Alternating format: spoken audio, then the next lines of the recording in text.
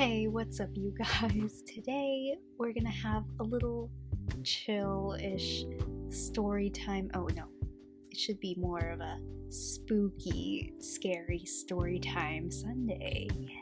Yes. Let me tell you guys about this one time that I went to this power metal concert. The venue was a small bar sort of thing. So me and my fiance and his friend, we were like lined up outside, and a person working at the bar telling us, people who are in the line, like, yelling out to everybody what's allowed in and not allowed in the venue and whatnot. He was also going along the line yelling out, "Are there any minors?" And as he was walking down, he yells this, but walks straight to me and looks at me, and I'm just like minding my own business, and then yeah, the curse of looking young forever. Despite that little mishap, then we go into the venue. We decide to stand about in the middle. There's this weird little small fence. It's like shorter than me, so but like you can lean back on it, so there should be people pushing us back. Then we can't go any further back because there's a little fence behind us. Throughout the whole night, there were different people standing in front of me. I'm really short. I'm 5'1", and it makes me regret being short, going to concerts where you have to be standing. Yeah, very unfortunate for my short stature. What can you do? And I mean, I could see between people's heads, and since the venue was small, it was pretty nice because you're really sort of close to the stage and feel like you're a part of the show. It's pretty cool. It's a much different experience than if you are at a big concert, like a big BTS concert, where the venues have to be super big because of the insane amount of people that are part of the fandom, and then, you know, they're trying to accommodate everybody, but you lose a bit of that connection with the fans when you get a bigger and bigger venue. And of course, not everyone can be VIP people and be right there by the stage. You know, a lot of us have to be in the cheap seats, and you pretty much need binoculars or something to watch the entire concert, which is kind of a bummer. So people that were in front of me kept changing throughout the night because people get moved and whatnot. There was a mosh pit that happened that kept forming and then going away at some points. At least I did not get caught up in the mosh pit of doom. There's this one guy with the mohawk. I don't know how he kept his mohawk the way it looks, or in general, I don't know how people do it, but like this guy kept like headbanging and it stayed perfectly in place. This guy had like huge spikes, and then a friend of mine told me that there's a secret to this, that you can put egg whites in your hair and it'll stay like that.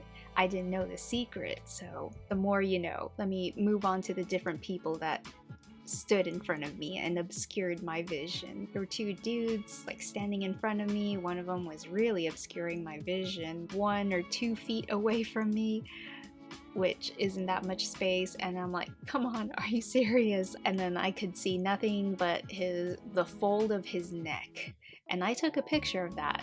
I'll probably put it somewhere here. I took pictures of my enemies this way. He was there for a while talking to his other friend. They were talking to each other in each other's ears, very intimate, you know, just hanging out with the bros. This other guy, his friend, had a vape pen, which apparently, well, not apparently, they made it very clear to us that there was no vaping allowed in the venue, otherwise you would get kicked out. But I'm like, dang it, where are the security guards when you need them? Kick this person out. They made their way maybe closer to the front, I don't know. Then this other guy, he kind of stood a little bit farther away from me, but he was still fairly close to me, and this guy, he did not smell the best. It was kind of foul.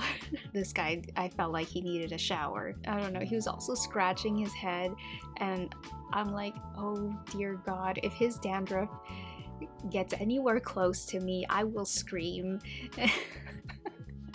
I will scream bloody murder. Anyway, luckily, some other guy stood in between me and the smelly guy, and I think eventually that guy moved away as well. And then the smelly guy, he started making friends with the other person next to him. They started talking about the band, I'm sure, eventually moved away. Thank God. And then another guy went in front of me. This guy, he had super big, curly, long, luscious hair. He's like this big guy with big hair in front of me. I don't know how much space between us, but there wasn't much. And his hair actually at one point started getting in my face. Luckily, he smelled like shampoo. He could be a shampoo model, I think. Maybe he was sponsored by Pantene. I don't know. Selena Gomez. I regretted so much not bringing a scrunchie with me. I regretted not being one of those Visco girls who have the scrunchies on them. I would have totally let him borrow one. Well, actually keep it because I don't want it back. Don't even worry. I wish I had a scrunchie on me because, yeah, he could have tied his hair so it would stop getting in my face. I actually did end up pushing his hair away because it really was getting in my face. I'm like pushing his hair. I'm like, I don't want to touch you, but you give me no choice. Eventually he kind of felt me touching his hair and he started realizing, oh, she's behind me, this girl. Also, this guy, he smelled pretty nice. He had deodorant, thank God. I keep forgetting to mention this, but all these people are way taller than me. So tall that I think my nose is about their armpit level, which is like a double-edged sword. The big guy with the big hair, he had deodorant, thank God, and he smelled like at least he showered, not like that other guy who questionable hygiene methods. So yeah, the guy eventually noticed me, and yeah, senpai noticed me, and he eventually moved to one side, at least giving me an opportunity to like have a bit of a view to watch the stage. After the curly-haired man moved away a little bit to the side, then another person comes along, still freaking tall, stands in front of me, and then you guys would not believe this, but Shampoo Man, he actually looked out for me. He tapped him and then pointed at me and then showed, hey, you're obscuring her vision. And I'm like, I was gonna let you borrow a scrunchie, and he read my mind or something, and now we're besties. And after that, then of course more people shifted around. At one point there was two short people. I could actually see over their head. There were people a little bit shorter than me, and I'm like, my people have come. They also struggled watching the concert from where we were at.